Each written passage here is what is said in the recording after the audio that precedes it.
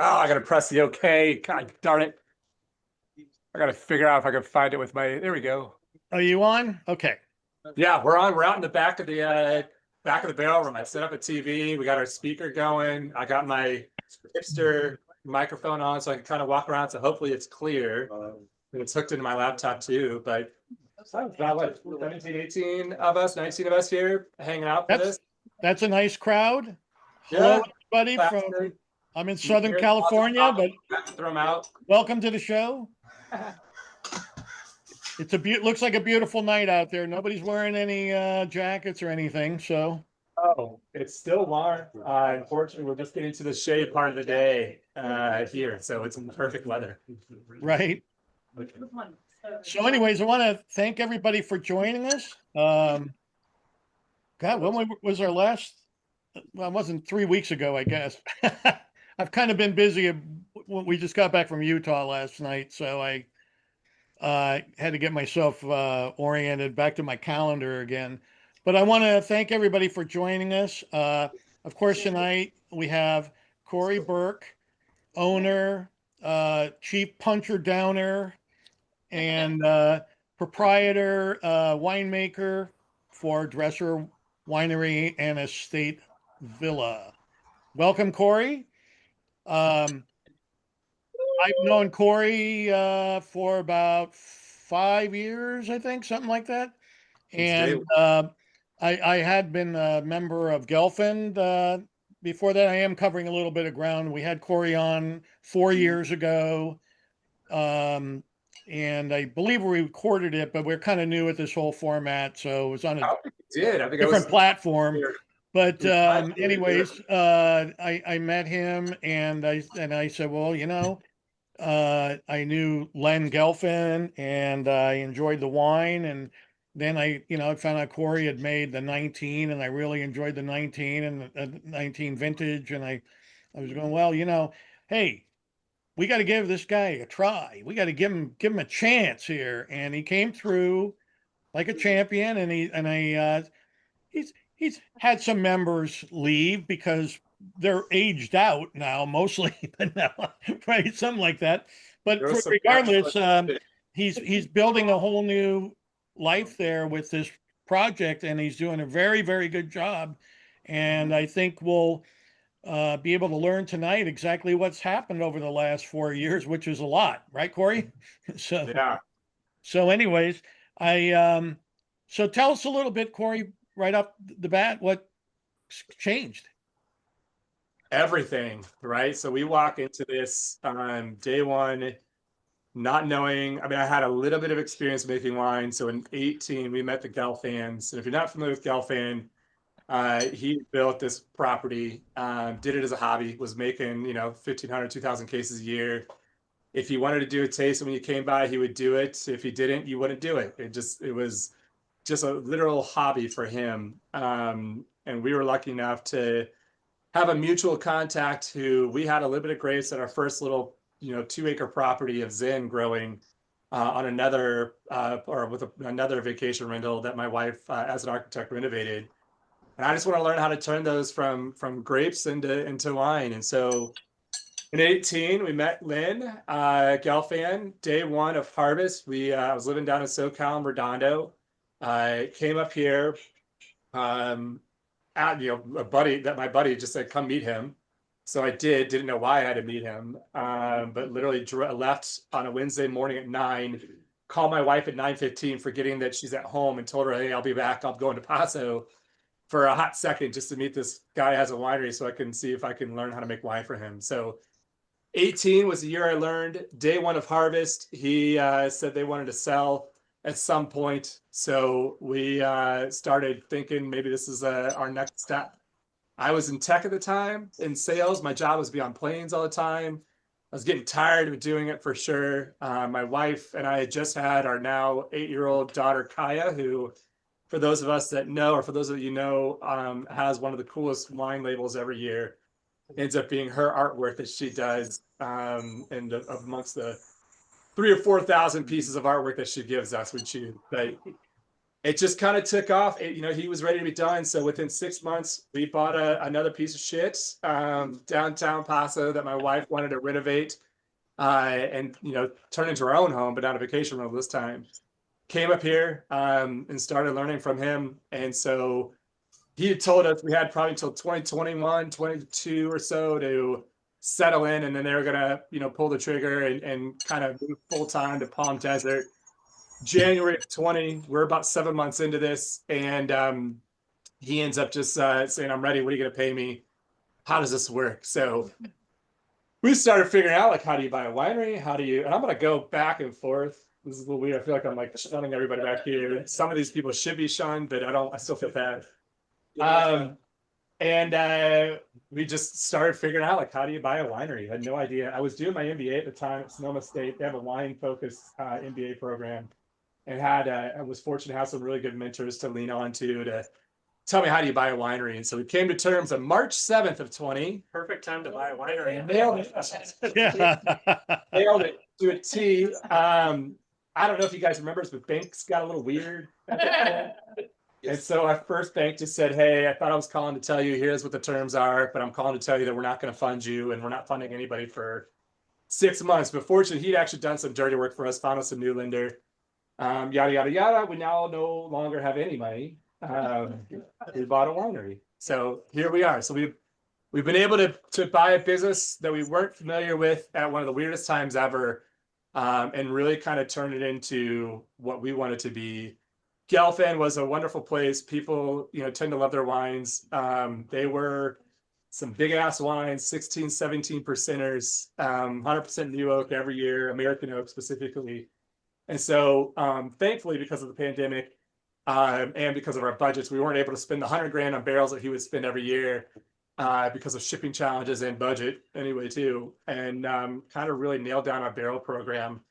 It started to evolve just what the wine personality really was here, and that it wasn't all going to be 17 percenters. They're going to be a little bit lower. They're still big, but a couple percent lower, and kind of craft our own little thing here. So now it's my wife and I, and a ranch hand, and our 8-year-old daughter that make up this entire organization, along with Karen and Ron and Sheila that help us out part-time with tastings and a variety of other things as well. Here we are. We're alive somehow. Well, you have a great team there. I've been there. It's always a good time. Always good people there. Your club members, other people from this group, always seem to run into people I know. It's always fun. Great vibe there, and we want you to keep growing. Since what's been going on with you also have a rental property there. Tell us something about that. Yeah. So, I like to joke and say, so wine is my passion for sure. This cat is definitely getting you off of you like it or not. Like wine is for me, real estate is for my wife. She considers the homes that we've ever lived in or bought as her babies, probably more so than her actual baby at times. No, she loves, her favorite sin is a freshly cut 2x4. So she loves to buy places that need a lot of help. The winery and this whole property need a lot of help. The house was pretty darn amazing to begin with. It's a 6,300 square foot, 5-bedroom home, pool, hot tub, sauna, wine cellar that's always locked unless I'm in it. There's like 3,000 bottles of wine in there that we use as a vacation rental. It's amazing. It's great for 10 to 12 people. It's kind of been the cornerstone of what we're doing here. Long term, we don't know what our plan is with it. I mean, for now, it's going to be a vacation rental. Selfishly, I want to use it for tastings, and the garage is, holy shit, that's a big ass plane. Damn. That is huge. What is it? It's got an amazing leak. It's an amazing product. The pool is awesome. That's what we're here instead. Speaking of, if you guys are looking for an awesome Uber driver or driver here in Paso, Mr. Harper, I met him years ago as a driver, and shameless plug. But the house has turned into something awesome. It's been great. In fact, when Mike, when you and I met that first time when you came here in 2020 or 2021, and we started talking about the idea of the annual party. And I was like, let's have all the fanatics down here. where we control everything, and it's fine if you break shit. It's dirt and it's nice enough. And then we went up to the house and we were looking at it, and you're like, we're gonna do it here, which was a little uncomfortable to get started, but it was a really good learning opportunity for us to just see, can that house really supports great little parties and such. And yeah, we worked out our kinks with that first Fanatics party here too. I personally will never forget it. Yeah. But Yes. The shower could be your best friend or your enemy. yeah. Took a while to get over that. But it was a great party. It was a great learning experience, and kind of been building off of that over the years. And I'm looking forward to a great party next year. And but the house is beautiful. How big's the master bedroom? It got to be like 2,200 square feet, 2,000 square feet. I mean, excuse me. It's like 1,500, which is basically about the size of our actual home that we live in downtown, to a point that there are 2 closets, one of which we put all like the events, stuff, plates and whatever you would use for small events. And then the other closet is Kaya's bedroom, as she says. So the few times that we stay here, Kaya sleeps in a bedroom or in the closet, but it's got a window. It's fine. It's literally the size of like her. It's bigger than her bedroom at her actual house. It's a cool little spot. So, house has been awesome. It has been the biggest burden too at times. It's a multi-million-dollar home, for better or for worse. It's great for how people have been using it, but it's also the biggest part of our bank loan, which is, if it could just be half the size and bring that loan down, it'd be amazing. But well, you didn't really expect to have that in the deal, correct? No, we knew it was coming with it. We wanted the winery, we wanted the business, but the house had to come with it, right? It was just, we had good plans for it and have good plans for it. And everything we've done right has always involved some level of real estate, and having that house is great. We're in a good position, better than most wineries in the industry and in Paso, because one, our sales are up over year, not a lot but a little bit. It's better than down. But we have an equity position on that house too, just because we got lucky when we bought this in 2020. If we would have tried to buy this in 2021, we wouldn't be able to do it. It would have been way too much more. And we were already at our top line to begin with in 20, but we got our timing right. What? Excuse me. The home, I would say this, it's a palace inside. You won't find any place like it to rent in all of Paso. Realistically, it is big. Now, you can find nice accommodations at the Hotel Cheval and maybe whatever the Ava, whatever it's called now. But this is the first class place, and the pool is beautiful. And like any rental home, I don't know how many guests can you take in there, Kory? So we say 10 to 12, 5 bedrooms. One of those bedrooms is actually a casita in the backyard, so standalone. So up to 12. We use that extra bedroom, the extra closet in the master as a bedroom. Usually for families with kids or with the drunk uncle that nobody wants to be around. That's where he gets stashed at times. Yeah, the house is awesome. Even when it took us time. The old owner rented it back for the first year, and we had to do some renovations, update, and what have you. And we ended up launching it as a vacation rental in April of 22. And when we did, we actually did a winemaker's dinner, our second one, I think, at the time. So we had rebranded from Gelfand into what we are, Dresser now too. So it's kind of a coming out party of, now we have this amazing house, you could rent it, and then also we kind of have our heads on straight. We sort of understand what we're doing now. It's been 2 or so years in this industry. And the dinner, 50 people. So we had, what was it, 5 or 6 tables, fully, decked out like you'd see at any event or whatever. The full dinner was cooked, full wait staff and everything was cooked in the kitchen. All sit down, and we were using only half of the living room, like the lower half. That's what was insane to me. You could easily, there's some things we'd love to do to it where we could do a bifold door. You have these amazing, 180-degree views of the vineyard. And you can have a wedding where you have 100 people that sit inside while the couple suffers on the lounge patio overlooking. So the house is great. The thing I think we struggle with though is, I don't know if opulence is the right word, but it kind of lends itself to that, although very affordable, way cheaper than Hotel Cheval or Avon, all of those things. If you have like 4 couples, you pay less. But what's great about it is also one of the challenging parts for it, because this is what our tastings are. Our tastings are very laid back and casual and easygoing, and I end up knowing everybody. They know me. They learn way too much about me, and and my family.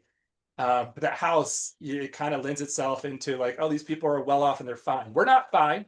We bought a winery, so we got to sell wine. So we're doing fine. But the house kind of lends itself to that, and that's not the persona that we want to be. We don't want to be that unapproachable, she place. We want to be Paso. We want to be that laid back, old school Paso vibe where you come in, you hang out, you know who you are, you know who we are, you know what you're gonna get, and you just kind of hang out and have some really good wine. And you're not pushed to drink fast and get out of here. You're not pushed for the wine club. You're not pushed to buy a ton of stuff.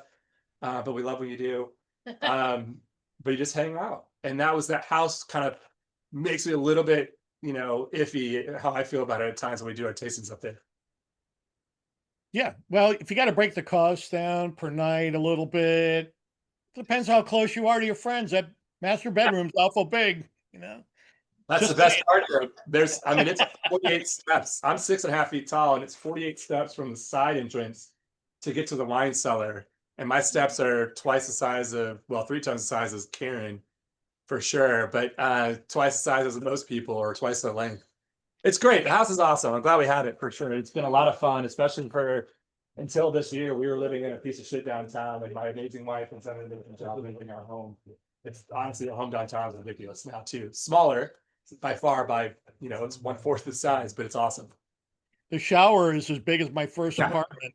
So anyway. Orange shower, put your earmuffs on there, but it can fit like 6 or 7 people in the master shower. It's insane. So Kory, tell us a little bit about how in the last 4 years, or since we last had talked on the show, how you and your family have integrated into Paso Robles wine community. How's that been? It's one of the coolest communities. I'm from Missouri. My wife's from Ohio. Met each other in Atlanta. Ohio? Bowling Green. Oh, Jesus. You made it to the right side. Good. Thank you. That's why I moved to California. Same. We're Midwesterners at heart, and one of the things that what turned us on to Paso was I don't know if you guys have heard the term. You obviously know it is Midwestern nice, and Midwesterners tend to be pretty nice. There might be some blandness at times, for sure, some potatoes without seasoning, but generally it's not weird to say hello to somebody you don't know. It's kind of normal and expected. And when we first came to Paso, we had that feeling walking around downtown. My concern was we got here and our neighbors were all kind of our parents' age, and like, oh man, what are we walking ourselves into here? We have this brand new, 2-year-old baby. We want this to be fun, and all those kids around her. We weren't really sure what we were getting into. Plus, we had no fucking clue what we were doing. I barely knew how to make wine. We had no idea how to run a wine business. I was doing my day job in tech sales at the time and was traveling for a hot second there until we kind of all got shut down due to that. Kathy was working in her architectural sales firm. We're wearing a lot of different hats, and we were just kind of like, man, did we make the right decision? There was a time where we're like, we had a great school for our daughter in LA, and we came up here, and the first place we went to was shady as hell. And then it took a little bit of work, and we found that there's some really amazing schools here. The people are awesome. The community is awesome. I'm one person away from anybody I need to ask a question. Here's a good example of one where a few years ago, I had a couple barrels of wine, a barrel of Cab and a barrel of Grenache, and for some reason, it tasted like Jiffy's peanut butter. If y'all remember, like creamy peanut butter, doesn't make sense. And it's weird too, because they're 2 totally different wines, and they were from one. The Cab is from here, Grenache was from a buddy that I was like, everybody's doing Grenache, I have to do it. And so I did them, and I had no idea what's going on. My buddy at the time, still my buddy at the time, he was at La Aventura. And I just texted him. I was like, I don't have any fucking clue what's going on, but it's literally like I'm licking creamy peanut butter when I taste this out of barrel. I was like, well, that's weird. Comes over here. grabs the sample, we're tasting 30, like, yeah, that is really odd. And takes it back to Laventour, takes it to their facility, their winemaker tastes it. He's like, oh, I know what's wrong with this. Here we do. It was over sulfured. So I don't know if anybody knows this, but grapes, sulfur is like the natural band-aid for grapes. They all have it. If you say you can't deal with sulfur, then stop drinking wine, because they're gonna have sulfur in the sulfite form automatically. It's literally when a bird punctures the grape, it starts to expel sulfites to kind of bandage itself and protect itself from bacterial invasion, which is why we as winemakers, all of us, use sulfur on some level. We all just typically use it very minimally, not like what the actual standards that you can use it are. And those grapes came in much higher than I understood that they came in.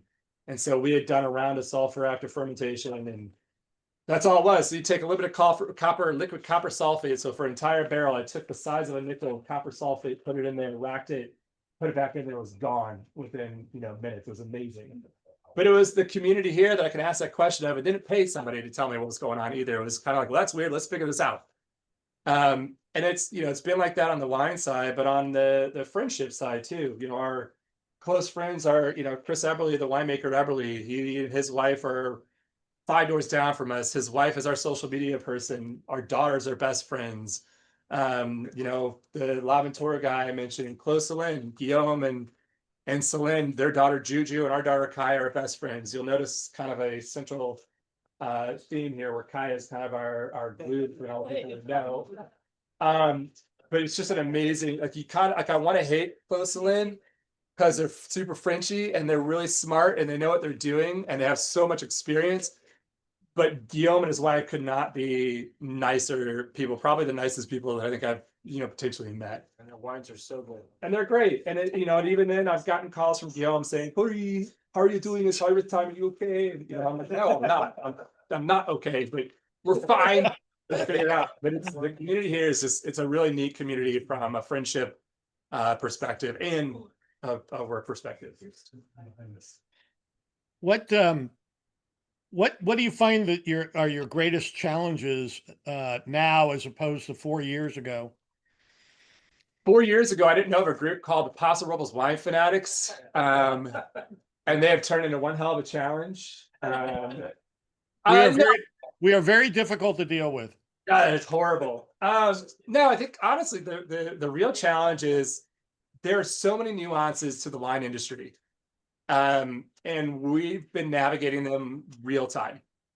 And not only have we been navigating real time, but then, 2020, we navigated a pandemic and we were maybe open for like 2 months that entire year. And how do you stay afloat then? And, then, the visitorship has changed too. In 2020, when we can all get out of the house, we all started going to places that were close. In 21, we started to travel a little more, but we were still driving. Maybe we start to fly a little bit domestically. 22, we really started to fly domestically. 23, we said, fuck it, I'm out. I'm going to Europe and I'm going to spend twice my budget because that's what it costs to go to Europe and other places. So now I have no budget to travel in 24, and so then visitorship kind of goes down. And so we, in 22, we changed our brand. We totally changed our name. And we took an ease out of Gelfand, but we had to navigate a brand change.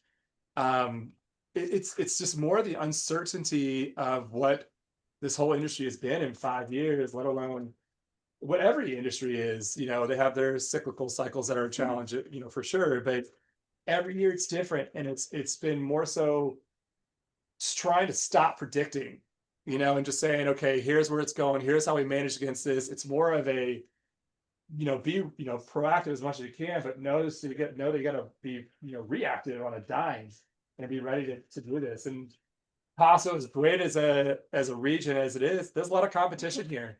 And as close as we are all friends, we're all trying to stay afloat and we're all trying to grow. And I think what you're seeing, right now is one of the biggest challenges I see is watching the people that are struggling. We're all struggling on a little bit on some level at a minimum, but seeing the ones that are very much so struggling, and I could see why they're struggling. And it's just kind of, we try to, all of us adhere to the rising tides lift all ships, but you also have to kind of be willing to jump on, all the ships and help lift. And so it's how do we ensure that Paso becomes, what it should be, but still remain Paso, and keep all the people that should be here and still going, navigating these wonky times. So it's, when you build a business, your first year is supposed to be a baseline to work off of for the next 10 years. So you can say, okay, predictability, here you are. And these first 5 years have been kind of a shit show for everybody, even for the ones that have been around forever, the Toblises to, the Dows and Austins and J. Lords. They've all had their own challenges and what have you, and how do you adjust for what the times are. So it's just the overall business and the industry overall, like how do you continue your path in growing and try to stay at the forefront of people. We had a great wine club to start, which was awesome, but we've churned probably about 90% of that. And we knew we would, and it was just the time, and the age of a lot of the old club members before. But how do we bring in new people that can also be our mouthpiece, because we don't have a massive marketing budget. We just don't. And I need our club members and even our, those that love our wines and our experience to go out there and just say, I got a hidden gem for you. Go to this place. They've got an asshole guy named Ron that's pouring wines. But give him a shot, for me, I was always my wife's the entrepreneur. I was the guy that always loved the paycheck every 2 weeks. And it's weird when you open up a business, shockingly, your paycheck doesn't come every 2 weeks. It's a little weird, and so it's kind of thinking of like, how do you make sure all your bills are paid? How do you pay everybody you need to pay, and then hope that you have enough left over for yourselves to try to, do what you need to do too. So just, I love it's going to be hard for me if I ever had to go back to work for somebody, it'd be a challenge. Because I really do love this entrepreneurial lifestyle. But this industry is a tough industry, to say the least. So my understanding is what's tough. The small producers, I understand it's tough. You have to maintain a certain level. It always seems to me what I read in the trades is that the large producers of we call big box wine, big box store wine. They're the ones that are seeing a precipitous fall in sales. That due to Gen Y, Gen Z not drinking as much as they used to. And if they're not drinking wine, or they're not cultivating a wine lifestyle, if you know what I mean, like we all enjoy. So what is your opinion about all that? Yeah, I think it's a few things. This is going to go to your question a little bit. It's a culmination of a lot of things. It's a perfect shitstorm in a lot of ways, right? There are a lot of options out there for intoxicants, I guess I would call it, right? Like there's ready to drink cocktails, there's weed, there's CBD, there's, the harder stuff that, shouldn't be in there. But 2020, we came into this knowing we were going to get a certain amount of grapes from our vineyard and we were going to make a certain amount of wine. And yeah, it was great to watch everybody, order wine left and right and, really support the industries significantly. But I think most of us were smart to think like, okay, eventually we're getting out of the house. We're going to be able to go and do something else again at some point. And we didn't start investing to double, triple, quadruple our vineyard and our production. The big houses, they saw the opportunity and they went to town and they did double and they did plant more vineyards. And they just went all out and they created a glut in the industry. So there are too many vineyards acreage wise planted in the United States for demand. That's why you're seeing a little bit in Europe too. They're having some challenges in a similar fashion as well. I know people will freak out about Gen Z. Half of Gen Z is still underage to drink. So I'm not so worried about them. But I also feel like it's the industry, it's two things. One, I love wine, obviously. It's why I kind of got into this. But and I love the science behind wine. I like the hospitality around wine. Everything we get to do in wine, I really enjoy. But I'm also smart enough to realize too that you can't just rely on everybody being passionate about it all the time. I wasn't passionate about it until 40. And really kind of like my 30s, I started getting into when I had a bank account to buy better wine. And when I had to pay to take on my clients and had to choose a wine, I had no fucking clue what I was choosing for wine. I wanted them to be smarter about what I was choosing. And again, super sciencey. So I love the idea of like you could take, kids' grape juice and it turns into adult grape juice, in a matter of 10 to 14 days. And so I'm not overly, there's a lot of doom and gloom in a lot of things. I'm not overly doom and gloom in the long term for this. I think eventually, the ones that aren't drinking wine today, that are in their teens, 20s, 30s, they'll find their way to wine or they won't, just like every other generation kind of has. There are a lot more choices. And so we need to figure out a way as an industry to market to everybody, not even just a certain demographic, but everybody, as more of a social glue for people. I was kind of saying earlier, you don't really grab a can of beer and you go over to a friend's house like, I've had the most amazing Pilsner. But you do go with a bottle of wine. Man, I found this crazy vineyard. This guy is like 10 minutes from downtown Paso, but I took all the wrong roads and about crashing the trees and potholes in the dirt and all that kind of stuff. But like his wines are amazing and he has no clue what he's doing. And it's Dresser Winery. You got to go see them. That's like the stories that we're not telling very well with people. And I think that's what the industry needs to lean into. Like you'll see Karen, I'm blanking her name, does the wine Bible, but she has the Come Over October and another thing they're launching this year too, Karen McNeil. It's a tool for social interaction. Do you have to have it? No. Should you rely on it? No, of course not. But how cool is it to go into a place and just say, I've got a really cool story about this guy that was a complete idiot that bought a winery. You got to try it. That's what we need to kind of lean more into. So I think, like bell bottoms, everything's cyclical. We're experiencing downtime. The Paul at Stillwater's, I oversee 25 wineries here in the Backroads Wine Trail for for our marketing promotions, and I've gotten to know a lot of them very well. And I've seen some of them struggle because they're just not putting the work in to really kind of market and promote and get out there and grow. And I've seen some of them that are just going balls to the wall and doing an amazing job. And then I see some experts like Paul, it's him and his wife, Patty Hoover, that are just amazing at everything they're doing, but they've seen everything from the doom and gloom to the positives, and then now to a little bit of feeling of doom and gloom. And it's just like, it's like when you put your money in the market, just give it $100, 7 years, it becomes 200. And I think we're a little bit at that point. And if we just market and promote the right way and take out the pretentiousness of wine and the unapproachability of wine, that we can actually help people understand. It's why the groups like the Fanatics have been successful. Is average Joe goes in there and says, where am I going? I want to go to some really cool wineries. Here's what I want. And everybody's like, I got all these great places. People want to share. They want to talk about it. We just need to let them share and let them talk about it and do the work for us. But you're battling economic pressures and economic uncertainty, political pressures, all that stuff right now. So it's not just Paso.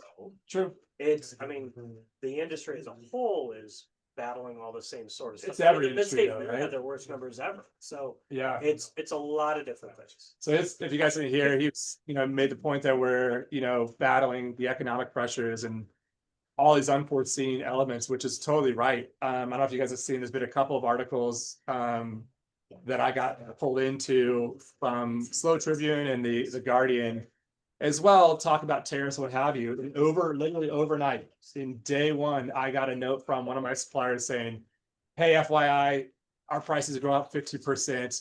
We're going to take 2. You're responsible for the other 13. And for me, that's a margin killer. I lose money. It's gone. With that one comment, immediately it's gone. I have a whole theory about tariffs, and I think they're the worst idea ever, for sure. For small businesses, especially, it's those of us that are small, the ones that are affected. And it sucks. We've had to increase our prices on some of our wines, 2-3 bottles, $2-3. So it's not a lot, but we've found ways to lower prices on others, and we've got some other things where we'll be able to give back, and hopefully we navigate it. It's those unforeseen pressures that every business has to deal with, but the small businesses don't have the clout to be able to go in there and say, don't do this to this industry. It's tough, but it's a lot of battles that we all have to deal with. Have your sales in France been impacted? Weirdly, the French don't like my wine. I'm just I had one lady say, it was one of the questions I loved. It was a great opportunity to share my point of view with one of our club members say, when she was like, aren't you happy about the tariffs and on, the wines coming in? I'm like, no, because I want to taste all those wines. Like I want to drink all the wines that I can. So I learn from every bottle I get, I get to learn. I've gotten better and better every year that I get to understand why it tastes like it does and what are they doing differently and what can I take away and learn from that. There is the bulk wine market. A lot of the growers or the large, big bulk or big wine is, will buy juice from the European Union for cheap, and that's not ideal for sure.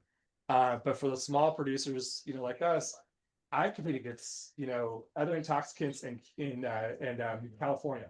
That's where our competition is. It's not global. I mean, 2,000 cases a year. I mean, we sell 1,500 of that to our club. So like, I got to figure out my other 500, so it's a very small, market that we're kind of working it against. So I want all the wines from everywhere. It's my learning opportunity. I'm a journalism major from the University of Kansas. I need to taste all these different wines to learn and get smart to make the best wines that we can. Like a couple of comments real quick. About wine drinking. My wife and I will go out to a restaurant and we might start off with a Manhattan or an old fashioned or something. But when it comes down to eating the meal, it's always wine goes best. And I think that your younger generations, as they find that way, that path, because everybody always finds their way to finer food eventually, right? Hopefully incomes aren't stagnant forever and they'll have the wherewithal to be able to enjoy good fine dining. But when you do that, that's where wine, I don't want to coin the phrase, that's where wine takes you, but it's true. And the other comment I have is that from my experience from this group, it comes down to that people buy from people they like. And that's always the bottom line in any business, in any sales of any kind. You're in the sales business. I was in the sales business. If they don't like you, they don't buy from you. That's just, it doesn't matter how good your product is. They cares more about your integrity, who you are as a person, and do you deliver on what you promise. And that's what matters most to people. I like you. I don't know about the rest of these people. They might be on the fence. I know some of the Raymonds might be on the fence a little bit, but anyway. The story too, Mike. The story. Huh? The story's important as well, Mike. Yeah, that's correct. That is correct. That's a good point. That is a good point. The story is big. That's what we try to do here, is give our guests an opportunity to tell their story, and I hope that it makes a difference. And I think that those that have had access to this group and utilize it have become, I would say, a little more successful when they're involved. And I don't have anything, I can't quantify that, but I hear what the industry says back to me. So, but I applaud everybody here that is member of the group that enjoys it and they participate in this forum and all the other things we do. Yeah, I'd even say, so one of the little anecdotes I like to share is that wine is like, and do we have any doctors here? Lawyers, accountants, mechanics, Theme park people. What? Who are you? Amusement park people. No.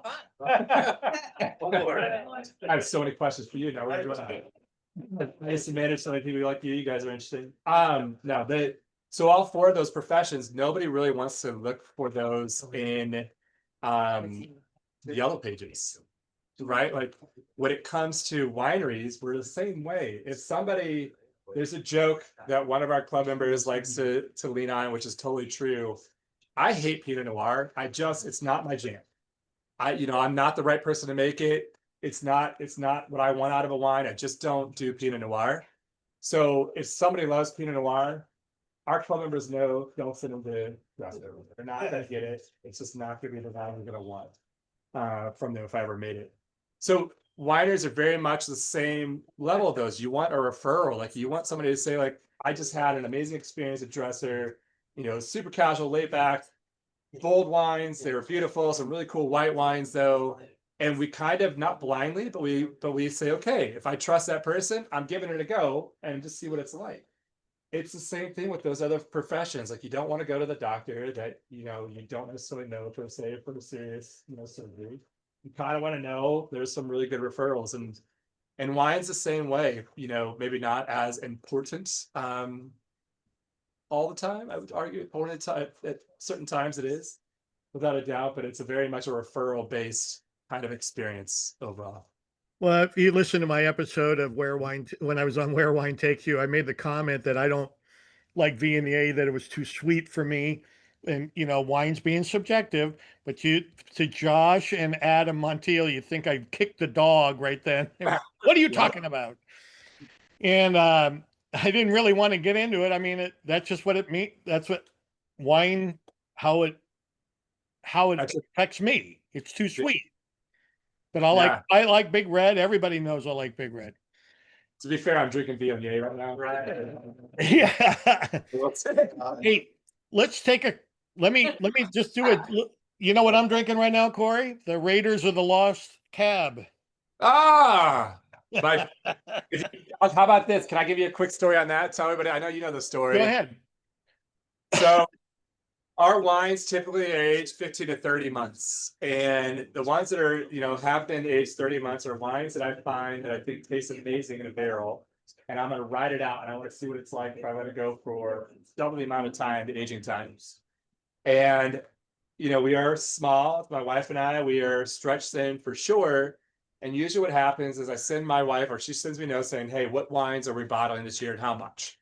And I always have a couple of new ones that I want to do. And I always have some barrel selects that we call our reserves now, our barrel selects. And so I was like, well, I got a cab, in my mind that I need to barrel and be a barrel select. And so I sent her all the list of all the wines. And then the day of bottling comes. Now, that list is what we use to order all the bottles we need, fill up 20,000 bottles a year, all the foils and corks and labels and names, all that stuff. There's no turning back when you order it, nor is there adding on when they're arriving. And so bottling day is here, and we do all of our core wines first, and the ones that we do small lots kind of come in at the end. And I was like, where's that cab? And she's like, what do you mean? I was like, the 2020 Cab Reserve. Where the fuck did that go? Like, we need a Cab Reserve. What the hell? What do we do? And she's like, I have no idea what you're talking about. And I'm like, I sent you the list. It's got to be on there. Sure enough, it wasn't. And at that point, there's nothing you can do. So remember, early days, especially still early days. I'm 7 years into making wine. But early days, I'm like, oh shit, I don't have a Cab Reserve that I really wanted to do. Now I got to let this thing age for like 4 years in barrel. And there is a certain amount of time you want wines to be in barrel. You don't want them to go forever and ever and ever. Exposure to bacterial issues, exposure to oxidation, all these different things, it gets tougher as time goes on. And so we kind of looked at it like, well, it is what it is. We don't have the bottles. We don't have a label. Even if we didn't have a label, if we just had empty bottles, would have been fine because I could at least put that on by hand later, but we had nothing. So it was an experiment, and it was another good learning opportunity for me. So we kept that bottle or that wine in barrel for another 15 months. It ended up going for a total of 48 total months. And then we tasted it. At one point, I was like, oh my God, I'm chewing honey. I'm literally just bathing in oak. What did I do wrong? To give you an idea why that's important is because one barrel of our wine at retail, not club discount, obviously, is about $16,000 of that. So you screw up a barrel, you screw up Kaya's a lot of college fund, or your next costume for the music park, and with air flowing in and everything. And I was just, I was like, well, I mean, I'll do what I have to do. And we found a barrel, a used barrel that I had, cleaned it out, got it all in good shape, and put it in there. And I'm like, we'll roll the dice and see what happens. But holy shit. When it came time to bottle that next vintage, it tasted awesome. And it was a good learning opportunity for me. It was, you don't need 100% new oak. You don't need 100% American oak. You don't need a lot of American oak. You need to do this and that, what have you. Use some used barrels. Like, you've got something, a new oak, for me, year 2, it goes into a used barrel every single year if I'm gonna let it go longer. Just to start softening and letting it age. And I mean, we sold it out, I think, in 3 months. It ended up being about, we actually had a barrel and a half of it. And it's been gone. I have, I think, 3 bottles left for myself. Then I'm going to use it as a learning opportunity and let it just continue to age in the cellar and see what happens. Yeah, but it's a good little, the Lost Cab is awesome. It's actually what it's going to, it was the creative influence for not a new line, but an additional line with our existing lines that we're doing, because we've done a lot of work in really rehabbing our vineyard too, and listening to the folks like Thomas Creek and others that, farm, like the world depends on it. We've done a lot of those changes, and since day one here, and our vineyard is very healthy and is producing a good amount of grapes. So we've been able to get wines, our grapes coming in to a level that we can actually age them longer. And so we're gonna have a line that basically will be all aged wines in barrel. So Kory, question for you. So- How go ahead. How many different grapes do you grow? Yeah. And then I might have a follow-up based on what you have. Okay. Answered. I grow 7 different grapes: Cab, Syrah, Petite Sirah, Zin, Malbec, Tempranillo, and Sangiovese. Okay. And then how many different wines in your portfolio? Because looking at your list, it's quite diverse. We did 15 in January, and I Right. included 3 whites: Pinot Gris, Viognier, and then Grenache that I steal from Chris at Everly for rosé that he buys from Adelaide District.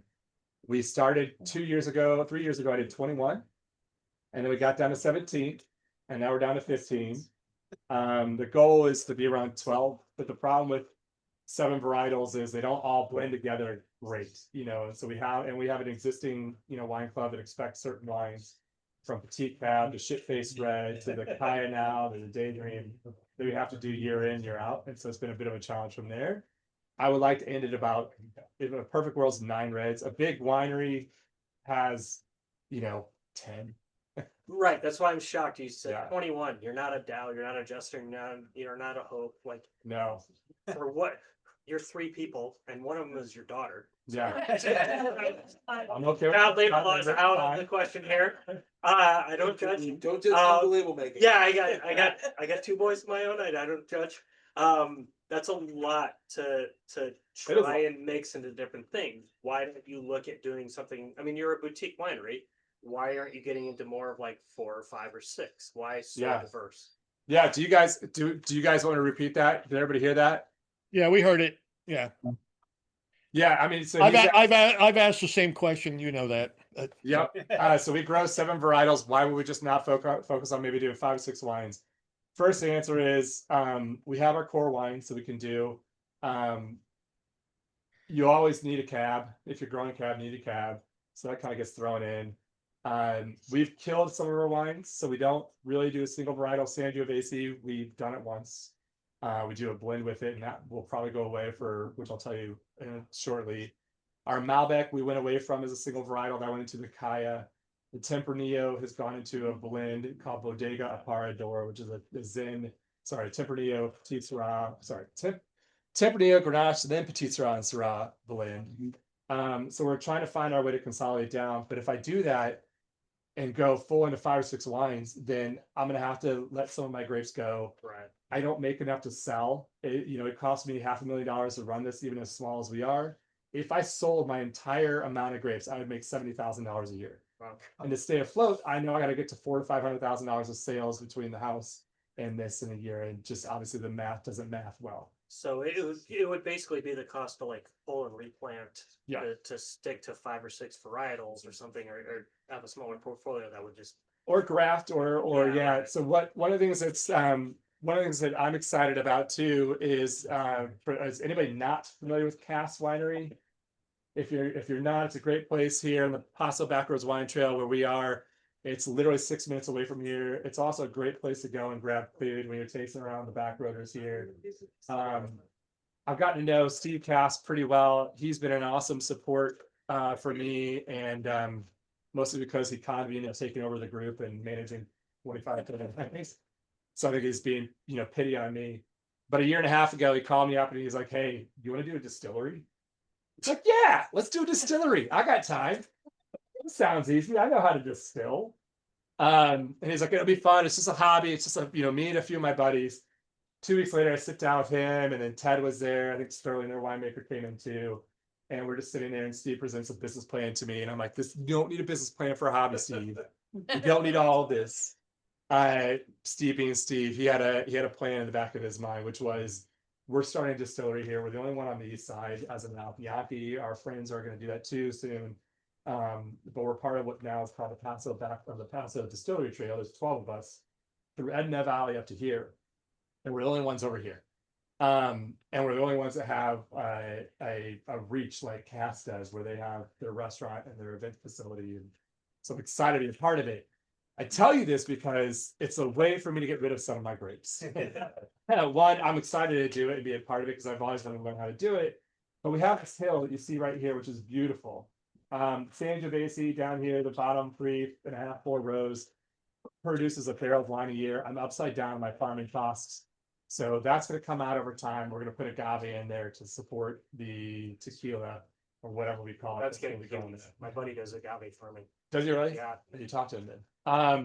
And so we're trying to find our way to be as efficient and smart as we can. But we're finding our way there. Yes, I got another question over here, Mike. Coming at. Give it to her. Kory, have you directly marketed to Gen X or the age group?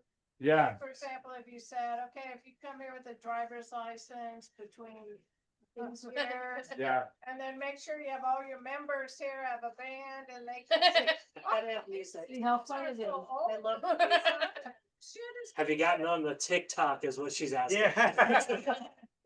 We do have a TikTok, Dresser Winery. Tessa Eberly, she's our social media maven. Yeah, I mean, we're of course targeting, like, that's where our social media is typically focused towards. She asked if we're targeting Gen Xers and what have you, and bringing them in and doing different things. We still are very, very thin as a staff. We do live music a couple times a year. October 18th, our club pickup party / you don't have to be a club member to come. We'll have Sammy Rusi, who's an awesome musician here. There's a weird thing that there's only 24 hours in the day. And we need 25 to 30 to do everything we want to do. I would love to. We've definitely utilized marketing to hit the certain demographics as best as we can. I'm sure there's more we could do, but our revenue needs to get to a certain level that we can actually put more time towards it with somebody else to help us with it. It's sometimes a chicken and egg conversation. If you spend money, you'll make money. Well, right now is the most expensive time. I just, in 1 minute, about 2 hours ago, I spent 10 grand on 6 barrels. It just, everything hits right now. Our bottles are going to come in, our labels, our everything from harvest costs to the bottling in January. We have to deal with all those costs at one time. And it's a rough. Need your members like us. Are you? Yeah. Are your children, are Yeah. nephews, and all of you. So grandkids. I'm disappointed that you're telling me this because you should have already done it. Well, they were just here. Okay. Go ahead, Mike. I was going to take control of the show back. No, I'm just kidding. Tell them a little bit about what you're doing with your future wines. You kind of touched on it, but you do have a plan to barrel age. Is that not where you're moving towards right now? Yeah. And a perfect quote I love for everything. It's one of my learning lessons I've had. I wish everything would be able to age 30 months at barrel and a year in bottle before we're able to release it. Banks have this weird quality about them that they want to be paid back every month on time. And so, we've had to pay our loans and what have you and stay on top of things. But thankfully, with the work that we did, starting 4 or 5 years ago, we saw the opportunity to help push the vineyard into being super healthy and produce the yield that we needed to.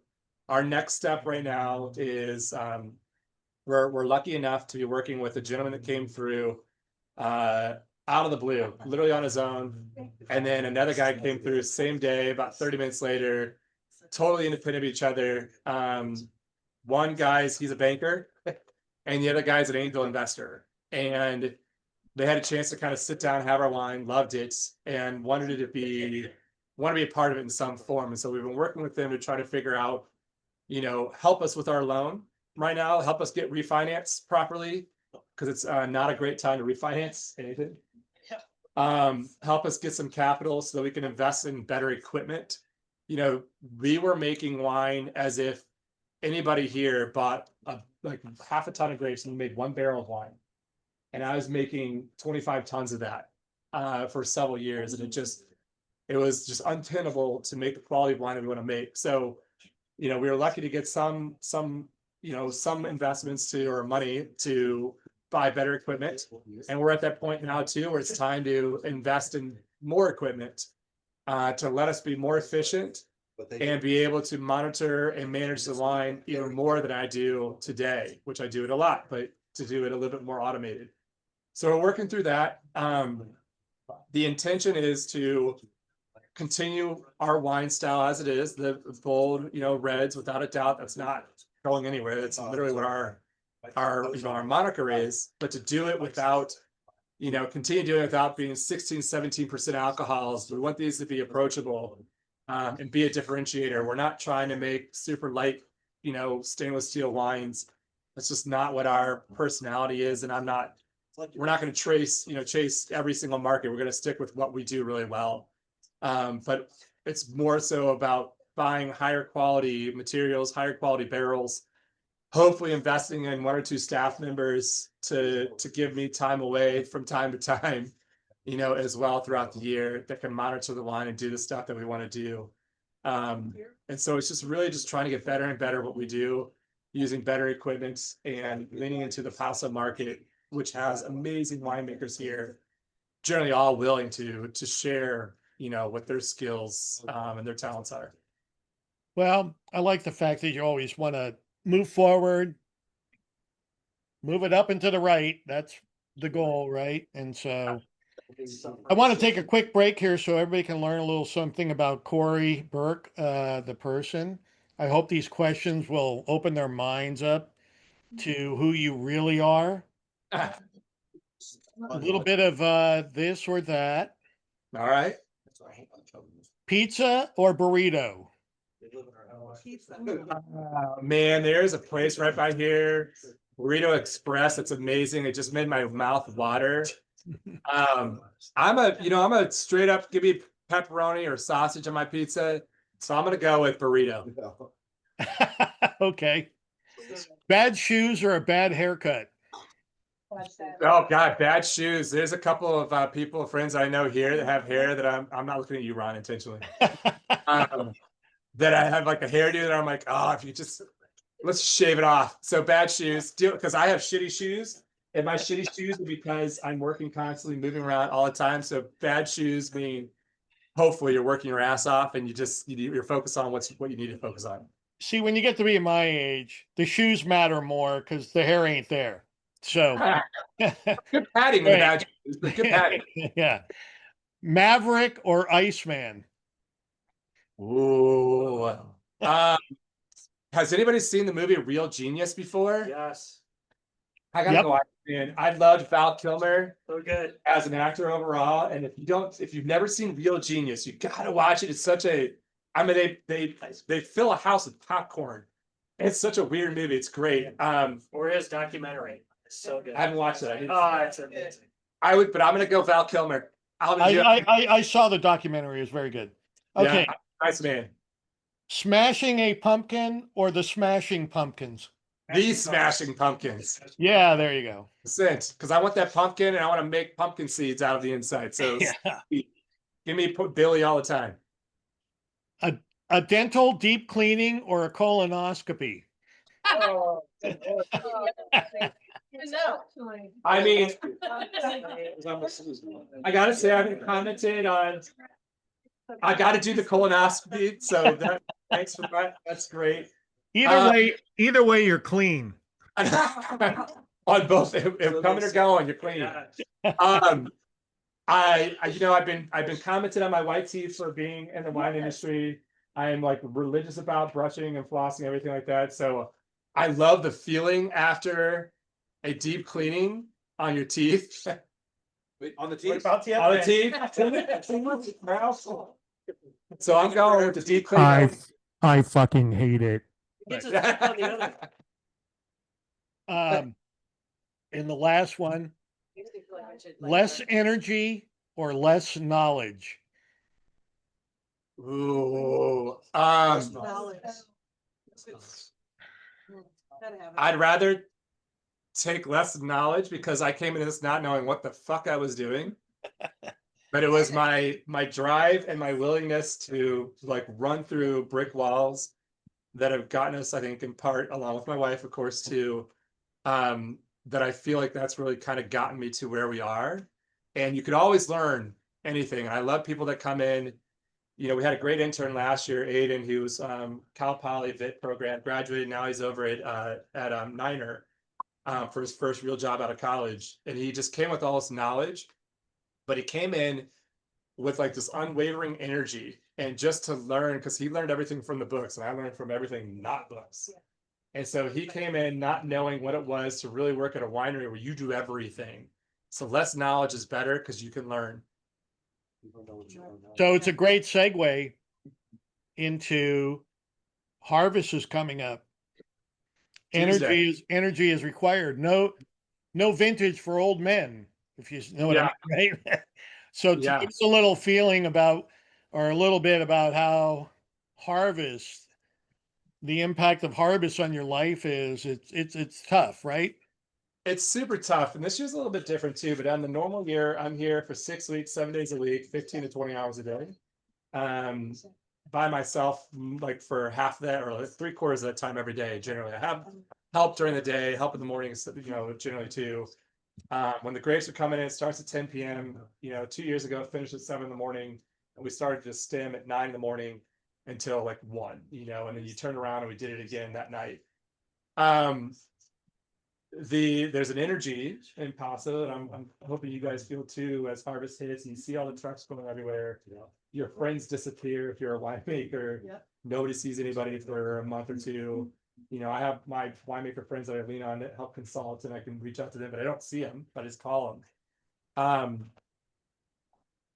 It is so draining though, because mind you, I don't get to stop the rest of my business to focus on winemaking only. I'm out here doing my tastings. We're going back and forth.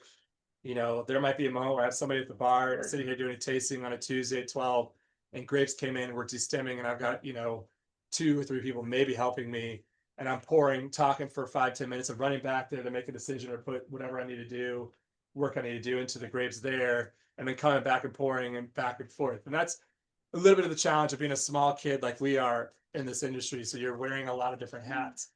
But the excitement about it is like this year has been tough mentally with just everything going on in the political climate, with everything just going on normally, with figuring out, like, you know, a week ago my vineyard pump decided to die. You know, how do you manage against all these different things? And then my first grapes are going to be whites that are coming in on Tuesday from Stillwaters, which is great because Paul picks them, tells me they're ready. We go pick them up and we start the process. Where my reds, I'm here at 10 p.m. Well, I'm here all day long, but we start at 10. You know, I'm here doing all the work I need to do to prep before the next morning. I go home and I sleep for an hour or 2, maybe 3, depending on the night, and then come back here and we're here for another 12, 15 hours, just turning it around. So there's a marathon mentality that goes into this for sure. But it's also, I don't have to be on planes anymore every day. I don't have to be behind my desk on my laptop every day. I get to talk to all these random people and different people that think what we do is really neat for some reason, you know, or willing to, you know, come in and do some of the work and have a memory of doing the thing I don't want to do, and they think it's great. It's just such a cool time. But that being said, I love Thanksgiving and I love Christmas when the grapes are all done and I get to hang out. So I believe the Raymonds left, but they were blending. Anybody here was blending tonight? Anybody left outside or? Yeah, we had a couple. If you guys don't know, so we have a blend, a at-home blending kit, and it's our Cab, Syrah, Petite Sirah, and Zin. And you basically can do this on your own, or you can have me come in for an hour, you know, on Zoom or whatever. But you get to learn how to blend all of our wines or different wines, and you get to come up with your own concoction, good and bad. And we've had a lot of our members do really bad. but it's really fun to see why it's bad. You know, it's just, you get to see the challenge that goes in of, how do I screw up a wine? Oh crap, I put just only 2% of something in there and went south. You know, it's a neat experience. So it's one of the fun things that we offer here. Do you still have the blending party every year or not? No, I mean, we do a party, you know, we're actually getting to a point where we can potentially start to do it again. What's cool is, you know, the vineyard was kind of just dying off, and Gelfand, you know, he didn't have a succession plan, so he wasn't investing in replanting all the plants. And so when we came on board, it was like, first thing, plants go in. We like, these are dead, it's time to put something else or put that, you know, same grape back in. And so now we're starting to see appropriate volume. To give you an idea, you know, 3-4 years ago, I think it was 4 years ago, we got 13 tons from the vineyard. Thanks, Nancy. We got 13 tons from the vineyard.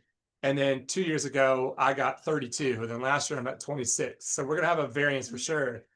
But it starts to give us flexibility to be able to do that. It makes me nervous, though, because the blending party, you take the wine from the actual barrel. We come out here and we end up having 100, 200 people out here trying to blend our very classically named shit-faced red.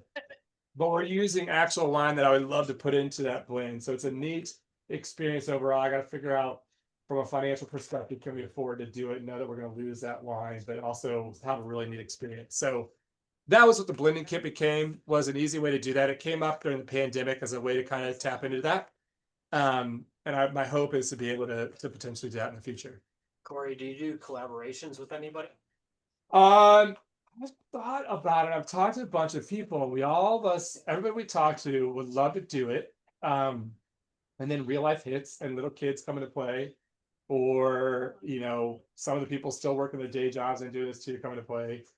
I have a few people we've dug into it deeply to do it. And there's also an idea that I'm playing with that I don't want to put out there just yet, because I want to be the first one that does it with a handful of other wineries as well, where it would be more of that kind of collaboration. But what's really cool about it is that we talk all the time, we work with each other all the time. If someone needs help, you know, we're all here to help. But it would be cool to do a collaboration with one of these wineries that I'm talking to, where we bring our grapes, they bring their grapes. There's even a play where we would potentially, for my Michiganders or close to there, the gentleman that we've been talking to as an investor potentially, he was actually trying to buy this winery when we did, and he's been a club member before we were and remained.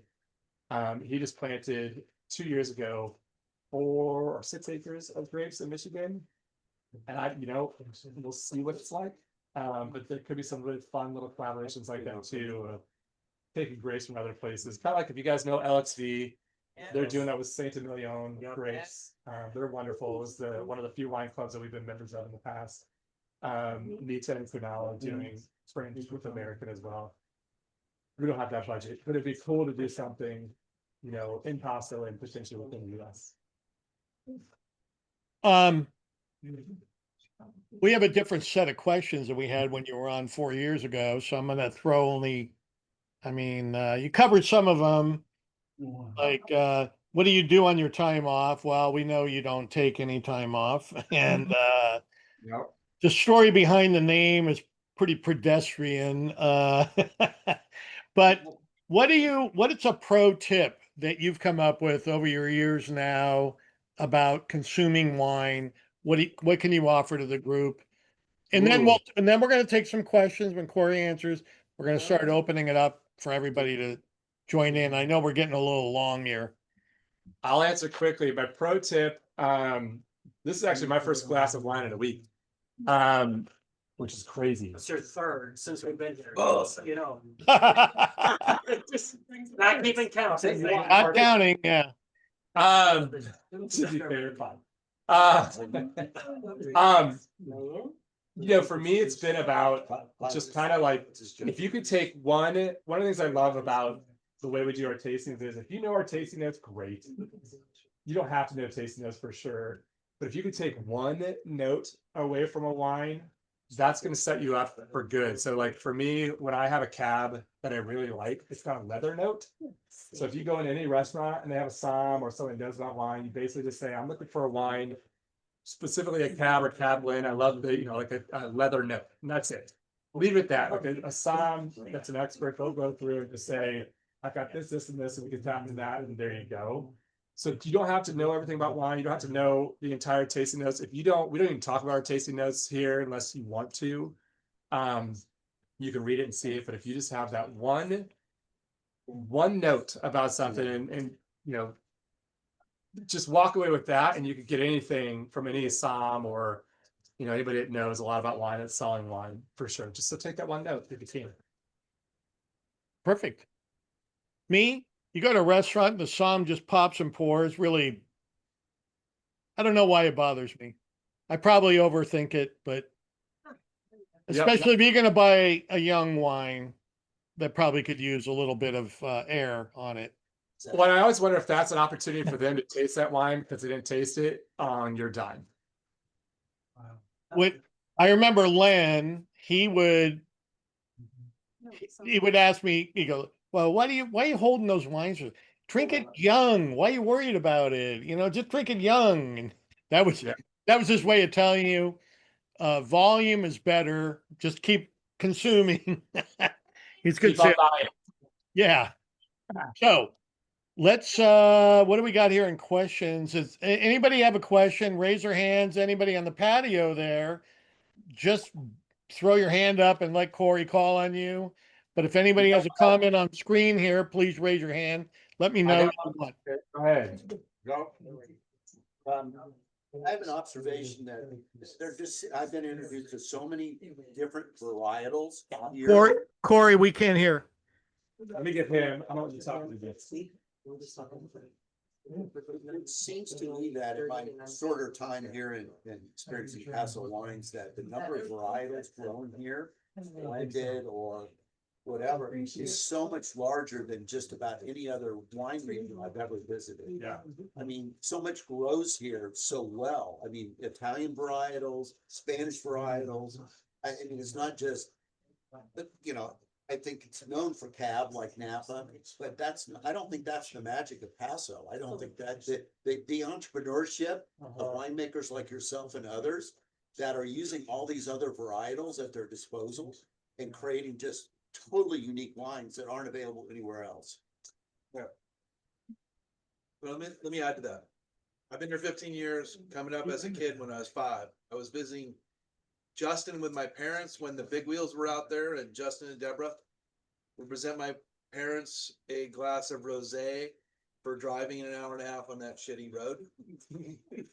I didn't know anything then. I moved, met my wife. We've been coming up, moved here, drive wine tours a couple days a week, and coming here as a Gal fan, met Kory, and my experience, and I think everybody needs to understand this, is this Dresser is old Paso experience with the new and aggressive and fun tasting of modern wines.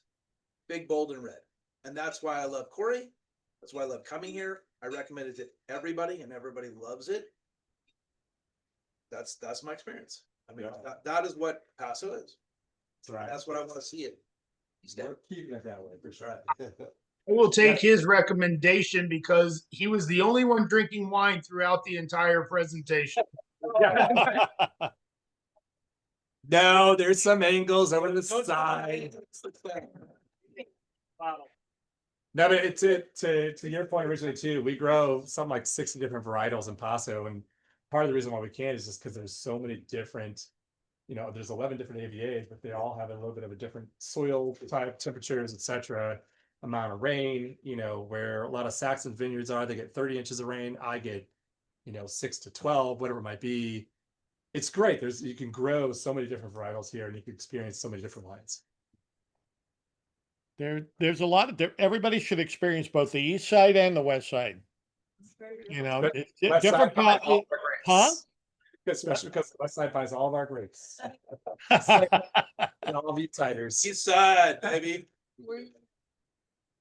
And who's got a question? Anybody else? Any other questions? Would you do it all again? Would I do it all again? I would do it all again, but I would have better questions going into it, buying this place. Smarter conclusions. Yep. I would hire on a consultant that I didn't know existed, that they do, to answer, you know, ask all the right questions. I would still want this property That's the Would they have told you you're fucking nuts? Or Yeah. Think of all the money you gave up on tech, though. Right? You'd be so rich. The benefits and all that stuff. Yeah. I would definitely do it again. I mean, I was at a point in my career where I was ready for something new, and I would have not been as good of a salesperson as I was before because my mind was done. And I needed to do something anyway. I just would have asked better questions. I think what you're doing forces you to approach it different than like sales training, like probably you and I had, was focused on the product based on what the company's results they wanted in results. Yeah. So that's a path you end up following like a robot. You have to be a lot more creative in your side of it now, because it means so much to the bottom line, but you're doing a great job. So. Thank you. I think the biggest shock to me in doing this was I had no idea how hard I was going to work. And part of it's because the industry demands it and what we're doing demands it. And for as skeletal of a staff as we are, it demands it. But also just because mentally, like I just, I'm not a person. I did a triathlon, and my first triathlon was a full Ironman. I've never done a triathlon at that point. I've never run a marathon. And my mentality is kind of all that. I didn't know how much I would be in that realm. And it took me 5 years to kind of slow down and kind of really just not bulldoze through everything. It's more so it's like, okay, we understand what we're doing. We know what our identity is. We've made a good, impact on the market. Here's how we grow. Here's where we go and take this, business to the next level. So tell them that the reason you're not drinking is you're going full on Aussie Iron Man. And do I really trust a winemaker that doesn't drink? I don't know. I'm having a struggle with that. More about like, it's harvest is coming, and I'm so worn out this summer already with just the business side of everything, and bankers and refinance and all that stuff. Like it's mentally taking a toll on me physically. And so it's kind of like, okay, this is like, I can't fuck this up. This is the wine coming in that's going to be what I'm going to lean on, in 15 months to support our business. So you can't make those mistakes. So for me, it's been about, all right, this has been such a stressful moment. Let's take a step back from the wine side of things, and just get ready. And I don't have the help that I had last year that I could lean on somebody to, help me do a lot of the dirty work and cleaning and prepping and all that kind of stuff. So that was more of anything. But that is really good wine. Finally happened the first week. So does anybody else have any questions? Laura, Mike, Ilya? Go ahead. Laura, go ahead. I don't know that I have a question. I'm sorry. Kory, I so appreciate all of your honesty and your openness and where you are. As somebody who runs a nonprofit, which is basically a small business, but yet I have a much bigger team than you do. I understand. And earlier I was saying I'm on sabbatical right now, and I'm like, oh my God, you need a sabbatical. You need some time off. I'm like, but you don't get it because you're so small of a team, and I understand that. But I love what you're doing, and you're doing a great job. Thank you. And thank you for being such a big part of the community that all of us love, and doing what you're doing. I really, really appreciate it. Really appreciate it. Thank you. I appreciate it. That's the one thing. Mike or Delia? What's Yes. that? I just want to say I agree with Mike's comment. A winemaker that doesn't drink is just like a skinny chef. You trust that. I see Chiara De Laurentiis on TV all the time. Like, does she ever eat anything she cooks? It's just a joke. To be fair, Irish, so I'm built on alcohol to begin with. Kory, I'm sorry. Unfortunately, we missed a little bit of the beginning. I don't know if this was covered. It was the worst part. It was fine. Oh, okay. When are you all looking to harvest this year? Is it going to be earlier because of the heat, starting in September already, or October? Starting in September. My whites come in on Tuesday, so I only do 2 whites that I buy from Stillwaters. Those are coming on Tuesday. We took numbers on our reds. They're kind of all over the board. My guess is 3rd-ish week of September. We used to not water starting stop watering on August 1st, and Yes. our pump, decided to stop last week, so it pushed us to stop watering now anyway. And then usually you do that because you want to drive the sugars up, get it to where the ripening level you want it to be, because the pH is in a really good spot. Our pH still needs a little runway to go. So my guess based on that will probably be 3rd week of September for our reds, but that's only 2 weeks away really. So it's all coming down. Last year, we picked our entire vineyard on 3 straight days. So who knows what happens? Yeah.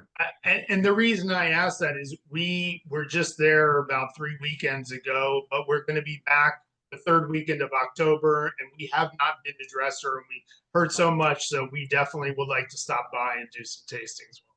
That'd be awesome. I think we're doing, I gotta look at my calendar too. We actually have a winemaker's dinner Friday, October 17th, which we're doing down here, kind of tables all around under the harvest moon, which will be really cool.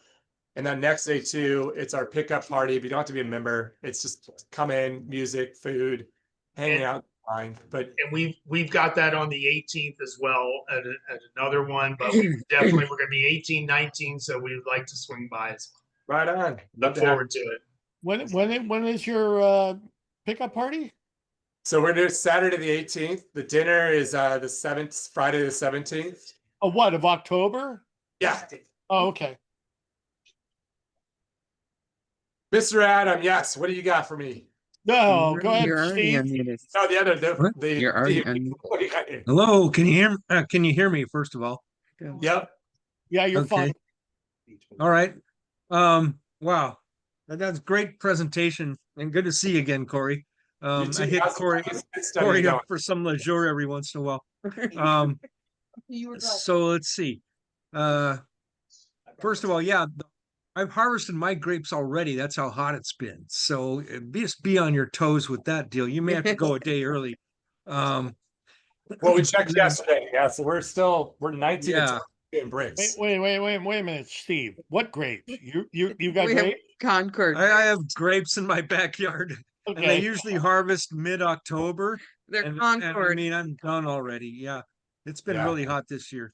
Then the other thing I wanted to, going back to your presentation where you're talking about the peanut butter note in the barrel tasting. Okay, so we got your blending kit, and we're like, we didn't know it was a blending kit. We're like, all right, straight up Syrah, straight up Cab. Syrah. So we poured the Cab and the Syrah, and we're drinking them just straight up. But I noticed in the Syrah, you boast a fig Newton note, and there's a tiny bit of it in the Cab as well. And I'm wondering, what do you attribute the fig note in some of your wines to?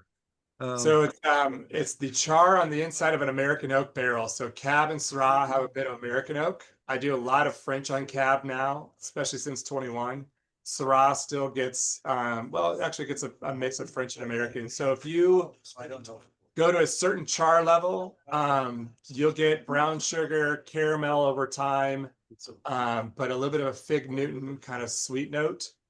Literally just from, because there's no sugar left in our wines, but you'll get it from right. Yeah, they had to come from the barrel, but that's cool. Okay, so it's the way you toasted the barrel. That's it. You got it. Yeah. Do you have to toast every barrel? You don't have to. Gelfand used to do the highest toast on everything. So it was all American, right? So he would toast the heads and the sides. We carried that for that first year in 20, and then we started dialing things back where I would do a medium plus toast on the sides. Some of them I would do a toast of the heads, so it'd be the top and the bottom. We've actually dialed it back to where some of the barrels are medium. Medium being the temperature and the time that it toasts. Medium plus means you do higher temperature, longer, and you do medium plus long. It goes the same temperature, but very longer. And so that just, changes the profile of the barrel, which also changes obviously the profile of the wine. So we've dialed a lot of our stuff back. There used to be a lot of like brown sugar notes that will come into play, which I enjoy because eventually it takes about 4 years in bottle. It turns into caramel, like a not overwhelming kind of caramel, but it's a little bit of caramel in there. But we decided to, I've dialed it back to where we're doing, like this year, all my barrels I'm ordering are all medium. None of them are toasted heads, none of them are medium plus, because I'm mixing them with barrels that have medium plus and toasted heads from last year. Yeah, right.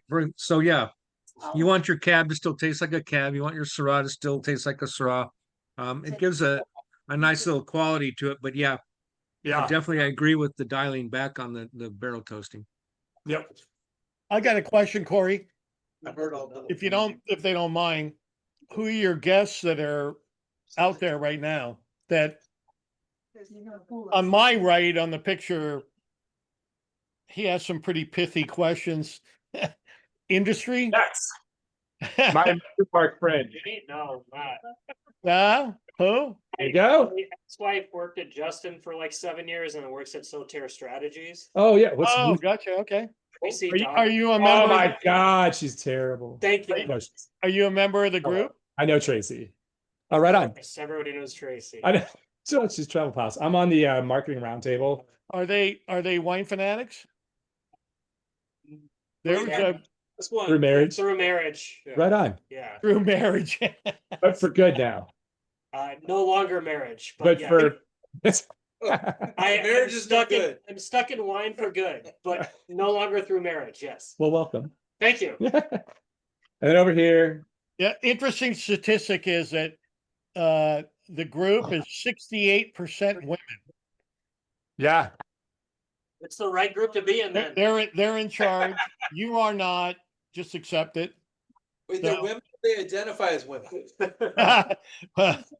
Just I can't parse out the answers. So. Just kidding. I tell younger guys all the time they should be hanging out at wineries on the weekends because that's where all the I single would ladies. agree. Yes, that is my second life. Yes, that is where I'm going to be. And who's at the other table, Kory? So we got Ryan and his wife. So Ryan's actually, I met him 4 years ago. So he knew Gelfand back in the day. Ryan's he's brought us a lot of different people through tours. And my other two people here, they're brand new. You guys just moved here, right? Ryan, are you a member of the group? Yes. He is. I am. What's your last name, Ryan? Harper. Oh, okay. Yeah. Okay. And I do pay attention enough to know, kind of recognize the Oh, name. good. Yeah, sometimes.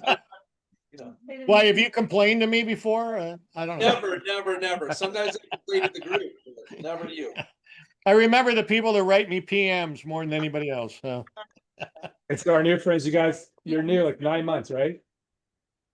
Fanatic members, Meisberger is the last name. We live in Orange County, but we're here for 3.5 months right now. Where do you live? Where do you live in Orange County? Laguna Beach. Oh, okay. Yeah. Yeah, we're in the Trabuco Canyon area. Okay, perfect. Well, Cook's Corner. okay. Oh yeah. Yeah, we know that place. Have you guys been over to Bianchi's tasting room yet? Yes, because Bianchi's in Laguna. No, wait, I have not. No. We know Bo. We know the family. They're great. Kids grew up together. Right. Bianchi's are awesome. Yeah. So. I just would love to have their tasting room. Anybody else have a question? A lot of money. I think we're good on our side. Kory. Mike, always fun. Always a pleasure. Yeah. Thanks for letting us do it again. I'm excited you guys are doing the party at Kaliza. Carl's awesome. That's a great place to go. Good folk. Moving around. It's also literally a mile away from my home. Well, you're welcome to stop by. I'm going to come by. And you know that house next door, 2 doors down from us that we were talking about when you were here last? Sold for like 1.8. The guest home on the property? No, the house on our hill where we live downtown. Remember at dinner we were talking about the one? Oh, You guys yeah. go No get- shit. Did. It ended up going for, it was like 1.78. I'm glad it did, I guess, but like not worth it. Is that the one we went to look at, Chris? Yeah. We've been looking. Well, It's we'll tell you when we see stuff. expensive, but That one was overpriced and they found one person to pay it, but whatever. well, they're all overpriced. I mean, True. Yeah. probably Although- our own home here is probably overpriced. It's California. What do you want? Yeah, really. All right, I'm gonna get these guys wrapped up here. But All right, Kory. guys, Hey, thanks, buddy. awesome to see everybody. Hey, William, you. shoot me a note. We'd love to see you guys come when you're in town in October. We look Nancy, forward to it. All right, you guys too. Joe, I hope to meet you in person. I saw you briefly at the bottle share last time. Thank you for buying our Wine Fanatics pack. Hopefully I'll get to see you next time you're back up here in Possum. Come. Hopefully I'm gonna try. Yeah. Bring your dog. Come sit down with me. It'll be fun. I have 4 dogs. There's no hotel that will take 4 dogs. We'll take all 4 dogs for you to hang out with at least. He's got a house that's big enough for 12. But it is big enough. Okay. All right. Thanks, Kory. Thanks, guys. We appreciate it. Bye. Bye. Oh, yeah, that's right. You want to listen to it? I didn't